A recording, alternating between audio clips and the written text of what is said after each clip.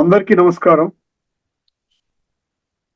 శ్రీమద్ భగవద్గీత ఆధ్యాత్మిక రహస్యాలు అనే శీర్షికలో శ్రీ త్రినాథ్ గారు ధారావాహిక ప్రసంగం చేస్తున్నారు. వారి ధారావాహిక ప్రసంగంలో ఈరోజు 102వ ప్రసంగం చేస్తున్నారు. శ్రీ త్రినాథ్ గారికి స్వాగతం. నమస్కారం. శ్రీమద్ భగవద్గీత ఆధ్యాత్మిక రహస్యాలు ఈ యొక్క కార్యక్రమాన్ని వీక్షిస్తున్నటువంటి సోదరులకు హార్దిక స్వాగతం. ఈ యొక్క ఎపిసోడ్ ప్రారంభంలో మనం కర్మ యొక్క సాత్విక, రాజసిక మరియు తామసిక ఈ 3 స్థితిగతులను చూస్తున్నాం. గత ఎపిసోడ్లో మనము సాత్వికంగా చేసే కర్మలంటే, సాత్విక కర్మలంటే ఏమిటి, ఆ విధంగా చేసే వారి లక్షణాలు ఏమిటో మనం తెలుసుకున్నాం. ఈ ఎపిసోడ్లో మనం రాజసిక కర్మ అంటే ఏమిటి, 2వ రకం అనమాట, మధ్యస్థం, ఉత్తమ, మధ్యం, అధమ అంటాం కదండి. సో రాజసిక కర్మ 18వ అధ్యాయంలో ఏ శ్లోకంలో ఇవ్వడం జరిగిందంటే 24, మొత్తం 23, 24, 25, 23, 24, 25 3 శ్లోకాల్లో సతో, రజో, తమో 3 రకాల కర్మల గురించి చెప్పడం జరిగింది. ఇప్పుడు మీరు 18వ అధ్యాయంలోని 24వ శ్లోకం వినండి జాగ్రత్తగా, అర్థమవుతుంది రజోగుణం వాళ్ళ యొక్క లక్షణాలు. ఎత్తు క్రామేప్సునా కర్మ, ఎత్తు కామేప్సునా కర్మ సాహంకారేణ వా పునః బహుళాయాసం అజసముదాహృతం. ఇది శ్లోకం అండి. లక్షణాలు ఏం చెప్తున్నాడంటే, ఈ కర్మ రజో గుణముతో కూడుకున్నటువంటి కర్మలు చేసేవాళ్ళు కామేప్సున అన్నాడు. అంటే కామనలు. ఇక్కడ కామ అన్న పదం వచ్చిన దగ్గర మీరు ఏమర్థం చేసుకోవాలండి? కామ అంటే 2 ఉన్నాయి అందులో. ఒకటి ఏమో లైంగిక వాంఛ, సెక్స్ లస్ట్ అంటాం కదండి, కామ వాసన, కామ వికారము అంటాం. రెండవది, ఎందుకంటే కామం మహాశత్రువు అని చెప్పి అనేక శ్లోకాల్లో మనం ఇప్పటికే చర్చించుకున్నాము. భగవద్గీతలో చాలా స్పష్టంగా చెప్పారు. ఎందువలనంటే ఆ యొక్క వికారము మన ఆత్మని శుద్ధి చెయ్యదు, సరికదా భ్రష్టు పట్టిస్తుంది. ఇది ఆఖరి జన్మ కాలచక్రంలో తదుపరి ఈ యొక్క శరీరం విడిచిపెట్టే లోపు మనము తామసిక సంస్కారాలని పెంచుకుంటామా, లేక సాత్వికంగా పరివర్తన చేసేటువంటి కార్యక్రమాన్ని మనం ప్రారంభించుకుంటామా అనేది ఎవరికి వాళ్ళే నిర్ధారించుకోవాలి. ద్వినేత్రాన్ని తెరుచుకున్నట్లయితే విషయం స్పష్టమవుతుంది. భగవంతుడు పరమ సత్యము కాబట్టి భగవంతుడు చెప్పిన మహావాక్యాలు ఖచ్చితముగా అబద్ధం కావండి, పరమ సత్యం. అందువలన వారి మాటలని మనం నిర్లక్ష్య ధోరణిలో మనము విస్మరించకూడదు. ఎత్తు కామేప్సునా కర్మ సాహంకారేణ వా పునః, అది అహంకారముతో కూడి ఉంటుంది. ఎందుకంటే కామ వికారము మరియు ఇంద్రియ సుఖ భోగాలను అనుభవించాలనేటువంటి కోరికలు ఏవైతే ఉంటాయో అవి ఎవరికి ఉంటాయి? దేహాభిమానంలో ఉన్న వాళ్ళకి ఉంటాయి. ఆత్మాభిమానంలో ఉన్న వాళ్ళకి, ఎందుకంటే ఆత్మ చైతన్యము, దేహము జడము, చైతన్య శక్తిని జాగృతి పరుచుకున్నటువంటి వాళ్ళకి చైతన్యములో ఉన్నటువంటి దివ్య గుణాలు అనుభవంలోకి వస్తాయి. ఇది విషయం అన్నమాట, సీక్రెట్. 16వ అధ్యాయంలోని మొదటి 3 శ్లోకాల్లో ఈ దివ్య గుణాలు, 26 దివ్య గుణాలు చెప్పడం జరిగిందండి. ఒక ఎపిసోడ్లో మనం 26 దివ్య గుణాలని ఒకసారి అర్థం చేసుకునే ప్రయత్నం చేద్దాం అతి త్వరలోనే. ఎప్పుడైతే మీ నేను చీకటిలో ఉన్నాను అనుకుంటే చీకటి పోదండి. ఏమండి, వెలుగుతో నింపాలి. ఒకసారి ఆ లైట్ స్విచ్ ఆన్ చేస్తే అప్పుడు చీకటి పోతుంది. అది ఆన్ చేసి ఆ లైట్ని తీసుకునేటువంటి విధానం మనకు అర్థం కాలేదు కాబట్టి మనం ఏం చేస్తాం? చీకట్లోనే ఉంటున్నాం, అదే వెలుగు అనుకుంటున్నాం, అదే సరైన పద్ధతి అనుకుంటున్నాం. ఎత్తు కామేప్సునా కర్మ సాహంకారేణ వా పునః. అహంకారం అనేది వస్తుంది. నేను దేహం అనుకుంటే ప్రతి ఒక్కరికి అహంకారం ఉంటుందండి. వాళ్ళ స్థూలంలో కనబడకపోయినా సూక్ష్మములో ఉంటుంది. అర్థమైందండి? సాహంకారేణ వా పునః క్రియతే బహుళాయాసం అన్నాడు. క్రియతే అంటే చేయడం, బహుళాయాసం అంటే ఏంటి? ఆయాసంతో చేస్తారంట. టెన్షన్ ఉంటుందన్నమాట. ఎందుకంటే దేహాభిమానం, ఈగోయిస్టిక్ యాటిట్యూడ్లో ఉన్నటువంటి వాడు ఏ పని చేసినా కాస్త టెన్షన్తో చేస్తారు. అదంతా సాత్విక లక్షణాలు కావు కదా టెన్షన్తో చేయడం అనేది. అహంకారము మరి ఏమన్నారు, ఆయాసం అన్నాడు, బహుళాయాసం. తద్రాజసముదాహృతం అన్నాడండి. ఇది రజోగుణం వాళ్ళ యొక్క లక్షణాలు ఏం చెప్పారండి? మొదలు కామేప్సున అహంకారంతో కూడి ఉంటుంది, మరియు మరియు ఏంటంటే టెన్షన్తో చేస్తారు. టెన్షన్ అంటే ఇప్పుడు ఈ రోజుల్లో మనం ఒత్తిడి, మానసిక ఒత్తిడి అంటున్నాం కదా, టెన్షన్, ప్రెషర్, స్ట్రెస్ అంటున్నాం కదా, ఇటువంటి సహజంగానే ఉంటాయి దేహాభిమానంలో ఉన్నటువంటి వాళ్ళకి. వాళ్ళు చేసే కర్మలు ఎందువల్ల ఉంటాయంటే, వాళ్ళు చేసే కర్మలు వాళ్ళు ఇంద్రియ సుఖ భోగాలని అనుభవం చేయడం కోసం ఆ లక్ష్యంతో చేస్తారు. వాళ్ళు తెలియదు కదా సతో రజో తమో ఉంది, ఇప్పుడు ఎండింగ్లో ఉన్నాము, ఆఖరి జన్మ, ఇవన్నీ భగవంతుడు ఇప్పుడు వచ్చి సృష్టి రహస్యాలు మనకు తెలియజేస్తున్నారు. అందుకనే ఆ విధంగా కొన్ని లక్షల మంది ఇప్పటికే గ్రహించి వాళ్ళ యొక్క జీవితాన్ని ఆ సాత్విక మార్గంలో మలచుకునే విధంగా వాళ్ళు ప్రయాణం చేస్తూ ఉన్నారు. ఇదన్నమాట విషయం. ఒకసారి భగవద్గీతలో ఏం చెప్పాడో ఈ శ్లోకం గురించి చెప్పుకుని, మనం తమో కర్మ గురించి మనం ఈ ఎపిసోడ్లో చెప్పుకోవద్దండి, మనం తదుపరి ఎపిసోడ్లో చెప్తాను. ఎందుకంటే ఈ ఎపిసోడ్లో మనం మెయిన్ అంశం ఏదైతే ఉందో, భగవంతుడు ఒక్కరే సర్వశక్తివంతుడు, దాంట్లో నేను 2 శ్లోకాలు వివరించబోతున్నాను, అద్భుతమైన శ్లోకాలని. ఎత్తు కామేప్సునా కర్మ సాహంకారేణ వా పునః క్రియతే బహుళాయాసం తద్రాజసముదాహృతం. ఎంత స్పష్టంగా చెప్పాడు చూడండి. ఇవని భోగలాలసుడైన పురుషుని చేత, భోగలాలసుడైన పురుషుని చేతను, అహంకారి చేతను చేయబడు మిక్కిలి శ్రమతో కూడిన కర్మను. ఇక్కడ బహుళాయాసం అంటే మిక్కిలి శ్రమ, మెహనత్ అంటారు ఇంగ్లీష్, హిందీలో. ఎందుకంటే ఎక్కువగా వాళ్ళు ఒత్తిడిలో ఉంటారు కాబట్టి వాళ్ళు ఎక్కువ కష్టపడాల్సి వస్తుంది. అదేవిధంగా సాత్విక లక్షణాలతో ఉన్నవాళ్ళు ఒక అరగంటలో చేసే పనిని వీళ్ళు 2 గంటలు 3 గంటలు చేస్తారు. అర్థమైందండి? భోగలాలసుడైన పురుషుని చేతను, అహంకారి చేతను చేయబడు మిక్కిలి శ్రమతో కూడిన కర్మను రాజస కర్మ అని అందురు. ఏంటంటే ఇప్పుడు మన మెయిన్ అంశంలోకి వచ్చేద్దాము. 14వ అధ్యాయంలోని 4, 5 ఈ 2 శ్లోకాలు చాలా చక్కగా మీరు వినాలండి. ఇది ఒకటి అర్థం చేసుకున్నారంటే 4, 5 కాదు, 3, 4 3, 4 మీకు వివరిస్తాను. భగవంతుడు సర్వశక్తిమంతుడు అనేటువంటి అంశంపై మనం గత ఇప్పుడు ఎపిసోడ్స్ నుంచి మనం ఏం చెప్తున్నామండి? భగవంతుడే స్వయముగా ఈ సృష్టి మీద అవతరించడానికి కారణం ఏమిటి మనం చాలా విస్తృతంగా చర్చించుకున్నాం. ఒక మనిషి శరీరం ఆధారంగా భగవంతుడే స్వయముగా,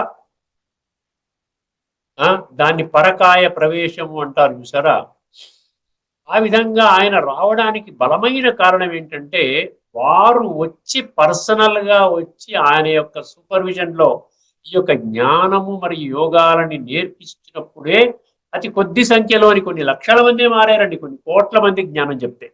సరే, 89 సంవత్సరాల ఈ యొక్క ఆధ్యాత్మిక ప్రయాణములో భగవంతుడు తను ఎంత విధంగా ప్రయత్నం చేస్తుంటే ఎన్నో కోణాలలో మనకి, ఎందుకంటే భగవద్గీత పుస్తకం అందరికీ అందుబాటులో ఉన్నదండి, కానీ ఆధ్యాత్మిక దృష్టికోణమును మనం విస్మరించిన కారణముగా మనము భగవద్గీతని నా యొక్క జీవితాన్ని సమూలముగా పరివర్తన చేయడానికి నిర్ధారించినటువంటి గ్రంథము కాదు అనేటువంటి ఒక బలమైన ఈ సంకేతంతో మన జీవితం గడిపేసి కేవలము పఠన పారాయణ శ్రవణ ప్రచార ప్రసారము కొరకే శ్రీమద్ భగవద్గీతని అంకితము చేసాము. నేను పదే పదే మీ దృష్టికి తీసుకొని వస్తున్నట్లుగా శ్రీమద్ భగవద్గీత ఏకైక గ్రంథము, సర్వశాస్త్రమయి శిరోమణిగా పేరు ప్రసిద్ధి చెందినటువంటి గ్రంథము. కేవలం శ్రీమద్ భగవద్గీత యొక్క గ్రంథం యొక్క బర్త్డే జయంతిగా ప్రతి సంవత్సరం మనం గీతా జయంతి అని జరుపుకుంటాం. అర్థమైందండి? గీత యొక్క చాలా గొప్పతనాన్ని మనం అర్థం చేసుకుంటేనండి, ఇంత గొప్ప శాస్త్రాన్ని నేను కేవలం చదువుకోవడానికి నా దీన్ని పెట్టుకునేది అనేది మీరు కొంచెం అర్థం చేసుకోవడానికి అవకాశం ఉంటుంది. ఇందులో ముఖ్యంగా 14వ అధ్యాయంలోని 3, 4 శ్లోకాలలో ఇదే విషయాన్ని అండి, నేను నా సొంత ప్రకృతి ఆధారముగా తీసుకొని నేను స్వయముగా ప్రత్యక్షంగా, అంటే భగవాను వాచ అని ఏదన్నా 2వ గ్రంథంలో ఉందా ప్రపంచంలో చెప్పండి? ఎక్కడా కూడా లేదు. సంపూర్ణ ఆధ్యాత్మిక జ్ఞానము చెప్తాను అన్నాడు. సంపూర్ణము అన్నాడు అక్కడ. నేను ఆధ్యాత్మిక జ్ఞానము మాత్రమే చెప్పను, ఆ జ్ఞానాన్ని జీవితంలో ఎలాగ ధారణ చెయ్యాలి, అనుభవం చెయ్యాలి, అనుభూతి చెయ్యాలి అన్న విషయం కూడా నేను చెప్తాను. అందుకనే ఇంగ్లీష్లో ఏమంటారు, జ్ఞానాన్ని అంటారు స్పిరిచువల్ నాలెడ్జ్ అంటారు. అదేవిధంగా విజ్ఞానం అన్నాడు 7వ అధ్యాయం పేరు. విజ్ఞానము అంటే ఏంటంటే విజ్డమ్ అనమాట. ఇంగ్లీష్లో విజ్డమ్ అంటారు. అంటే ఎవరైతే జ్ఞానాన్ని కేవలము ఇన్ఫర్మేషన్ గ్యాదరింగ్ లాగా పెట్టుకోకుండా దాన్ని బుద్ధిలో బుద్ధినేత్రాన్ని తెరుచుకొని జీవితంలో ఆచరించినట్లయితే అదేమవుతుందంటే విజ్ఞాని అవుతాడు. అంటే వైజ్ పర్సన్ అంటారు. విజ్డమ్ అంటే వైజ్ అనమాట, తెలివైన వాడుగా అవుతాడు, వివేకవంతుడుగా అవుతాడు. అంటే ప్రతి ఒక్క విషయాన్ని తన 3వ నేత్రమైనటువంటి జ్ఞాన నేత్రాన్ని తెరుచుకొని విశ్లేషించుకొని ఇది చేయదగ్గదా, చేయదగ్గకూడదా, ఇది ఆత్మని శుద్ధి చేస్తుందా, ఆత్మని పాడు చేస్తుందా, ఏ కర్మ మన జీవితాన్ని ఉద్ధరిస్తోంది, ఏ కర్మ చేయాలి, ఏ కర్మ చేయకూడదు, ఇది కూడా మనకి విశ్లేషణ చేసుకుంటూ తన యొక్క ప్రయాణాన్ని సాగిస్తాడు. ఇక్కడ ముఖ్యంగా ఈ 2 శ్లోకాలలో చాలా అద్భుతమైనటువంటి విషయాలు, సీక్రెట్స్ అనమాట. మనం చెప్పుకునేది ఆధ్యాత్మిక రహస్యాలు కదా. అర్థం కావాలంటే ముందుగా మీరు ఏం చేయాలంటే, ముందు ఈ శ్లోకాలు చెప్పేస్తాను, మీకు అర్థమవుతుంది. 10వ అధ్యాయంలోని 3వ శ్లోకం. అంటే ఏ విధముగా భగవంతుడు ఈ సృష్టి మీద అవతరించి తన జ్ఞానాన్ని అందరికీ పంచుతూ వారిలో ఆత్మలో అంటే ఆత్మలలో పేరుకుపోయినటువంటి నిక్షిప్తము కాబడినటువంటి తామసిక సంస్కారాలని సాత్వికంగా ఎలాగ పరివర్తన చేయాలి, ఇదే ఒకే ఒక్క లక్ష్యముతో భగవంతుడి యొక్క ఈ సృష్టి మీద అవతరణండి. ఇంకొక వేరే లక్ష్యం ఏమీ లేదు. ఎందుకంటే సాత్విక సంస్కారాలతో ఉన్నటువంటి వాళ్ళు మాత్రమే రాబోయేటువంటి సత్య త్రేతాయుగాలలో జన్మ తీసుకుంటారు. సత్యయుగం అనేది హెవెన్ నంబర్ 1, త్రేతాయుగం అనేది హెవెన్ నంబర్ 2. ముఖ్యంగా మనం సత్యయుగంలోకి రావాలంటే సాత్విక ప్రధానంగా హయ్యెస్ట్ లెవెల్ సంస్కారాలతో మన శరీరాన్ని త్యాగము చేసే లోపలే మనం తయారు చేసుకోవాలి. ఇది మన ఒక జీవితం యొక్క లక్ష్యము, గమ్యము. భగవాను వాచ భగవంతుడు మనందరికీ ఇస్తున్నటువంటి హోంవర్క్ అన్నమాట.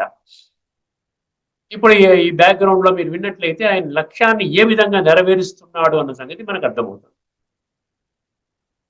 మమ యోనిర్మహద్బ్రహ్మ తస్మిన్ గర్భం దదామ్యహం. మమ యోనిర్మహద్బ్రహ్మ తస్మిన్ గర్భం దదామ్యహం. సంభవః సర్వభూతానాం తతో భవతి భారత. ఇది శ్లోకం అంటే. అదేవిధంగా 2వ శ్లోకం, ఈ 2 శ్లోకాలు కలిపి చెప్తాను, ఇంకా స్పష్టంగా అర్థమవుతుందన్నమాట. మమ యోనిర్మహద్బ్రహ్మ తస్మిన్ గర్భం దదామ్యహం. సంభవః సర్వభూతానాం తతో భవతి భారత. సర్వయోనిషు కౌంతేయ మూర్తయః సంభవంతి యా. సర్వయోనిషు కౌంతేయ మూర్తయః సంభవంతి యా. తాసాం బ్రహ్మ మహద్యోని అహం బీజప్రద పితా. సర్వయోనిషు కౌంతేయ మూర్తయః సంభవంతి యా. ఏమండి, సర్వయోనిషు కౌంతేయ మూర్తయః సంభవంతి యా. తాసాం బ్రహ్మ మహద్యోని అహం బీజప్రద పితా. ఇందులో కొన్ని శబ్దాలు మీకు అర్థం చేసుకుంటే మీకు చాలా క్లియర్గా అర్థం అవుద్ది అనమాట. కొన్ని శబ్దాలు అర్థం చేసుకోవాలి. ఇక్కడ మహద్యోని అన్నాడు. మామూలుగా భౌతిక ప్రపంచంలో ఈ యొక్క లౌకిక ప్రపంచంలో పిల్లలు ఏ విధంగా జన్మ తీసుకుంటారు అది ఎక్స్ప్లెయిన్ చేస్తున్నాడు. అదేవిధంగా ఆధ్యాత్మిక జగత్తులో కూడా భగవంతుని యొక్క పొందుకోరేటువంటి పిల్లలు, లక్షణాలు సాత్వికంగా మార్చుకోవడానికి ఇష్టపడేటువంటి పిల్లలు, తండ్రిని గుర్తించడానికి సిద్ధముగా ఉన్నటువంటి పిల్లలు ఏ విధంగా తయారవుతారు, భగవంతుని యొక్క ధర్మ సంస్థాపన కర్తవ్యాన్ని సమర్థించే పిల్లలు కదా ఆయనకి కావాల్సింది, మంచి మార్గాన నడిచే పిల్లలు కదా ఆయనకి కావాల్సింది. అటువంటి పిల్లలు కూడా అదే విధముగా తయారవుతారు. ఇక్కడ బీజము అన్నాడు, అక్కడ బీజము అన్నాడు, ఇక్కడ ఏమన్నాడు, ఇంకేమన్నాడు, నేను తండ్రిని అన్నాడు. అహం బీజ ప్రదపిత అన్నాడు, నేను తండ్రిని. మళ్ళీ బ్రహ్మ అన్నాడు, అక్కడ మహద్ యోని అన్నాడు. మామూలుగా పిల్లల జన్మ ఎక్కడ తీసుకుంటారు చెప్పండి? తల్లి యొక్క యోని, తండ్రి యొక్క బీజము, అంతే కదండి. సేమ్ ప్రిన్సిపల్ అప్లై అవుతుంది. ఎంత లాజికల్ గా చెప్తున్నాడు అర్థం చేసుకోండి ఒక్కసారి. ఎందుకంటే మనం ఇప్పటి వరకు దీన్ని భౌతిక అర్థంలో అర్థం చేసుకున్నాం. భగవద్గీతని భౌతికంగా తీసుకున్నాం. భౌతికంగా తీసుకుంటే మనకేముంది? స్థూలము.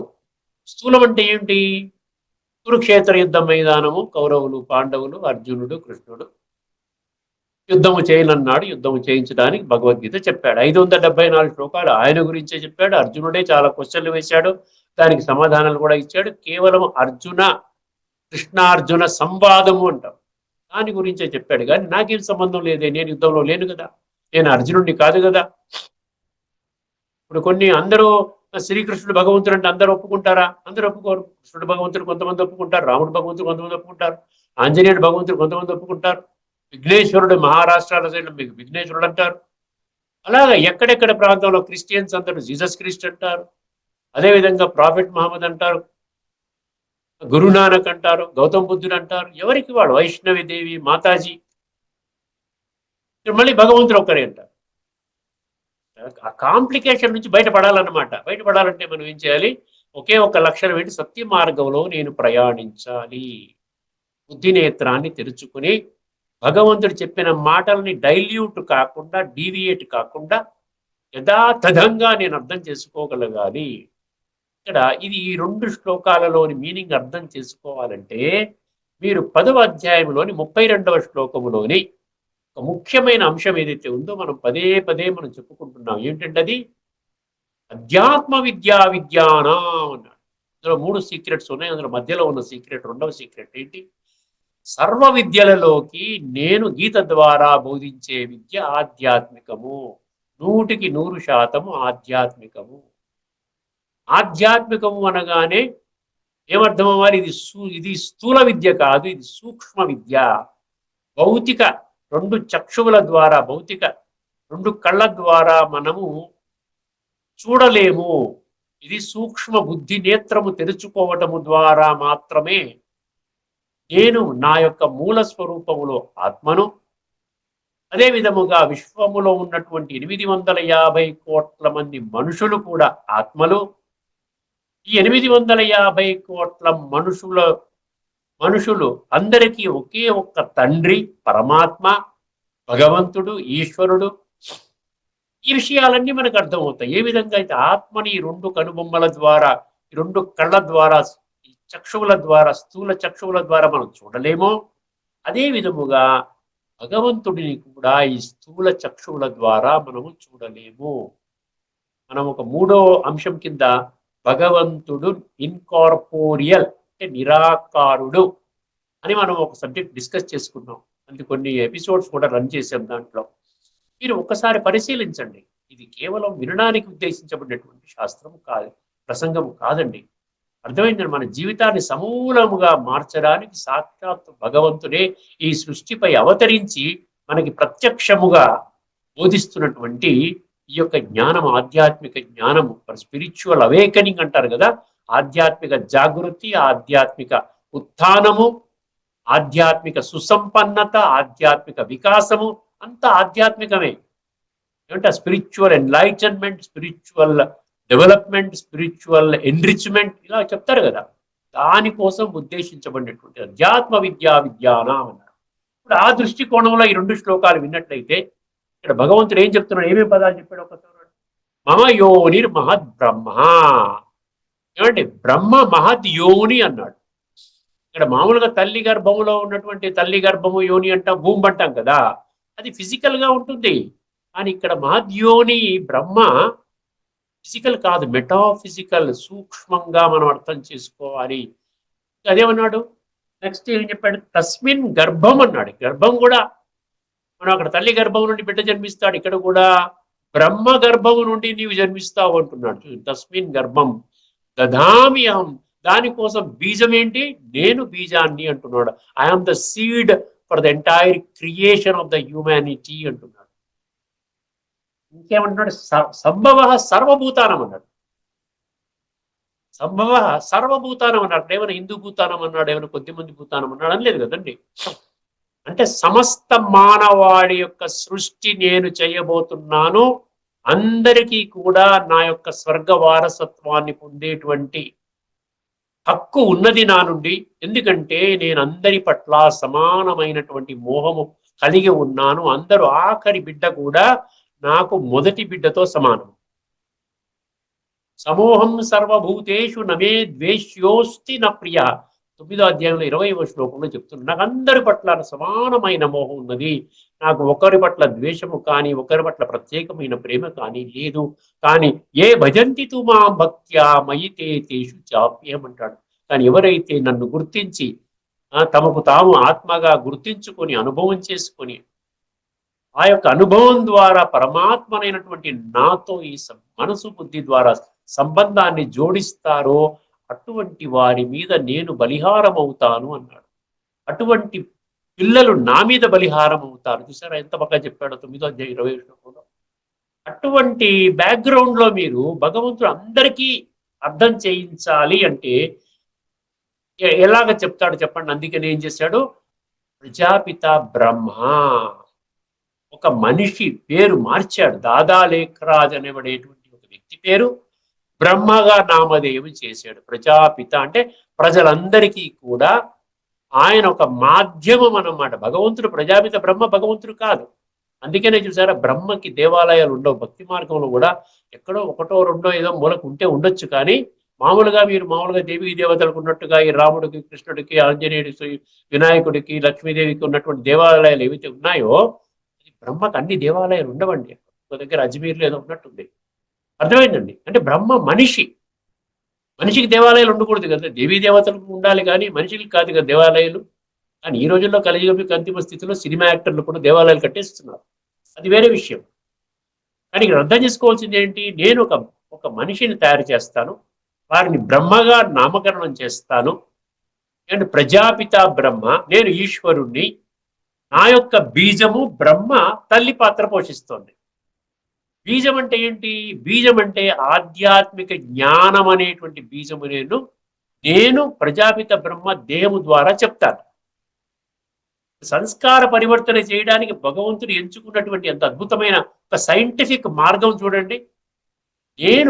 భగవంతుడినైనా నేను ప్రజాపిత బ్రహ్మ అనేటువంటి ఒక సాధారణ మనిషిని ఆ విధంగా ఎంచుకొని వారి ద్వారా నేను సంపూర్ణ ఆధ్యాత్మిక జ్ఞానాన్ని చెప్తాను.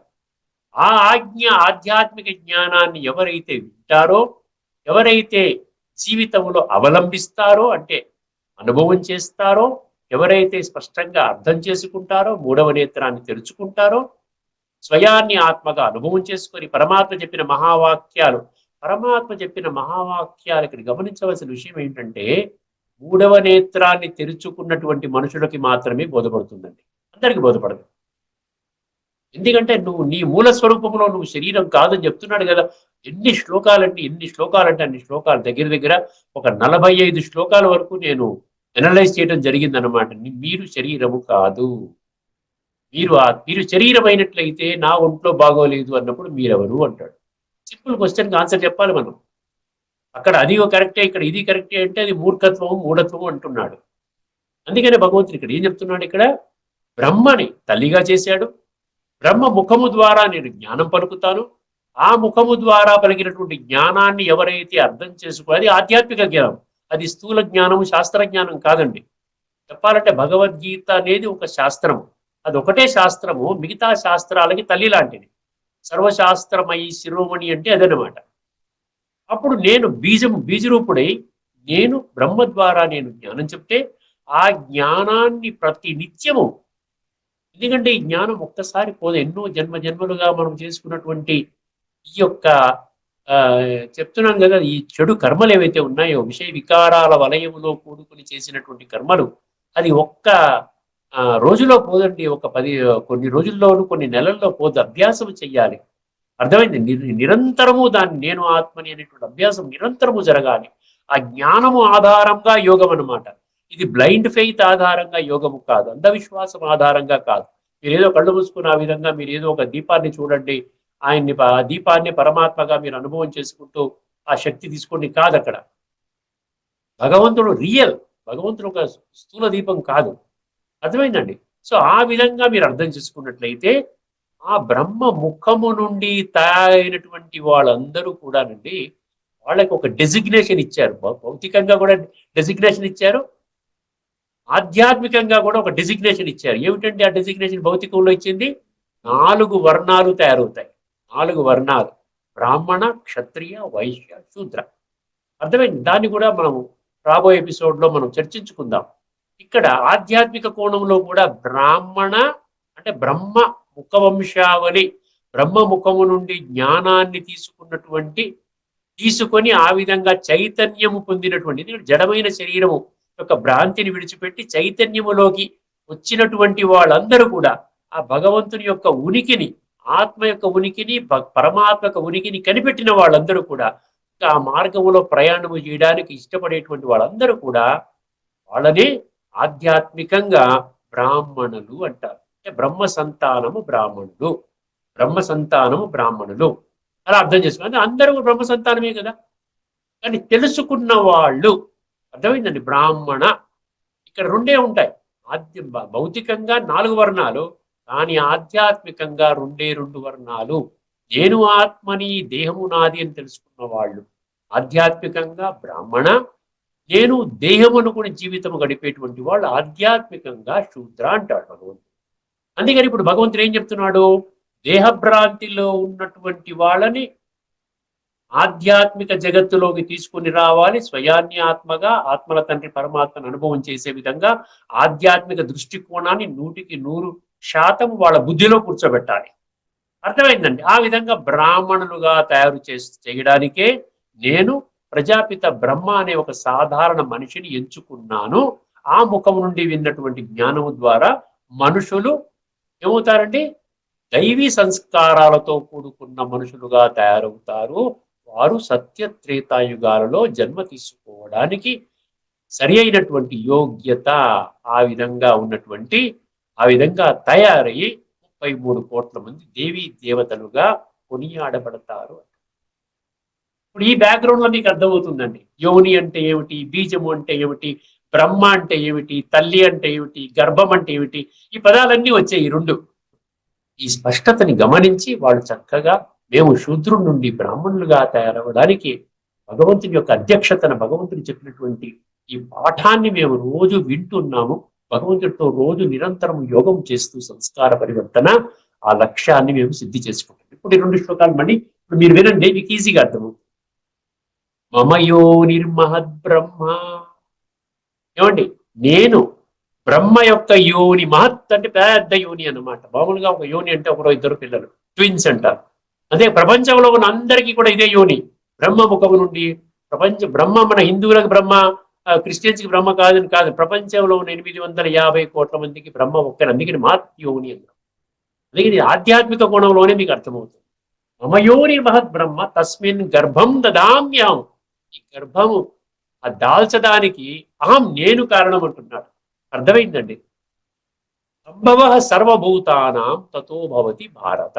సో ఆ విధముగా శూద్రులుగా ఉన్నటువంటి దేహాభిమానములో కూరుకుపోయి, విషయ వికారాల వలయములో కూరుకుపోయి, కామ వాసన, కామనలు, ఈ విధంగా లౌకిక భౌతిక జగత్తులో కేవలము ఇంద్రియ సుఖ భోగాలను అనుభవం చేయడం కొరకే జీవితాన్ని సమూలముగా అర్పణ చేసినటువంటి వారిని ఉద్ధరించడానికి నేను ఈ విధముగా ప్రజాపిత బ్రహ్మ ద్వారా, ఆ విధంగా మహద్యోని ద్వారా నేను జ్ఞానాన్ని ప్రసాదించి ఆ విధముగా పునః ఆధ్యాత్మికంగా జన్మని ప్రసాదిస్తాను అంటారు.